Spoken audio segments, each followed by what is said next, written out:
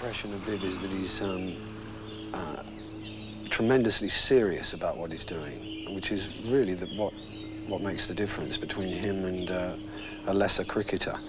And his ambitions and his goals are very, I mean, he takes them very seriously, and he sets his mind to get whatever he sets out for, you know, to achieve that. And his strength of will and determination backs it up. That's what sets him apart, you know, and I don't think... It's a shame that he's retiring, because I don't think... I think he could go on like this for quite a few more years, you know, given the fact that it's his character that he plays with. It's not really... I mean, he has a tremendous physique, but it isn't really just skill and technique that he's got. It's this tremendous force of character, which is what makes him a great captain.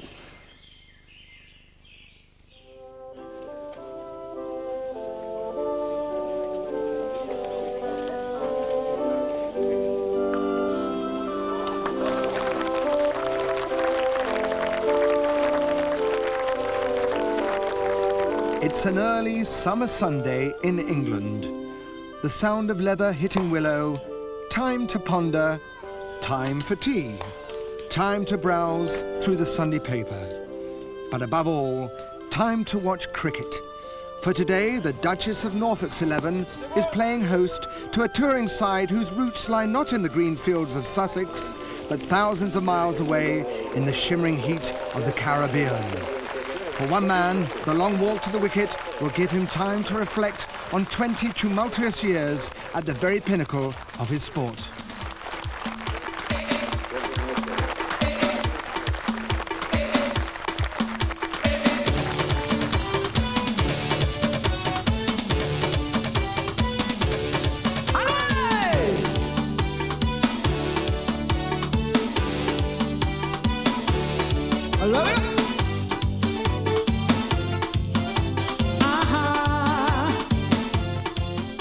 What do they know of cricket, who only cricket know? Cricket in the Caribbean has been cultivated in a hothouse of fierce, single-minded West Indian pride, and nowhere more so than Antigua and Barbuda in the northeastern Caribbean. It's a tropical island paradise, and there's a stretch of white sultry sand wherever you look. Here in Antigua, they say they've got to be a beach for every day of the year, you know, so if that's correct, you know, I'm quite pleased with that. We here in the leewards tend to get a little bit more of a drier climate than you will get in the windwards. They provide us a little bit more with our citrus fruits and things like that, the Windward Islands, places like Grenada, St. Vincent, and St. Lucia, Dominica. But we here, we are a little bit more renowned for maybe the sort of more tropical look. It is wonderful, you know, to see this out here, you know, because maybe this is why I think maybe it's called the tropics, you know, in some ways, because having these particular environments, it does help, because as you know, city life can be pretty congested, and when you do get that particular chance for you to come in an environment where there's lots of room, and especially when you be competing and pressure and tension sometimes gets to you, I think this is a wonderful place to retreat and to get your mind and maybe body back in order. For Viv Richards, captain of the West Indies, these are precious, relaxing moments in an exhausting schedule. His team has just triumphed over the Australians in what had been a rather acrimonious series.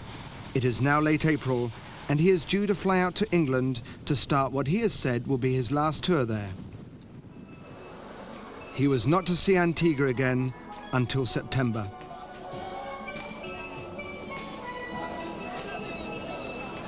St. John's, with a population of 36,000, is the capital of Antigua, and at midday the streets are alive with the bustle of the markets.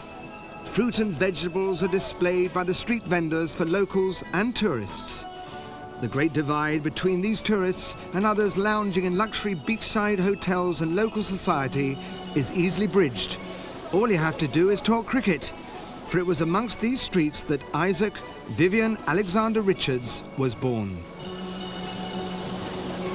Viv Richards, as you know, is a man who started here in Antigua. He hails from Drake Street, but it is now called Viv Richards Street in his honor.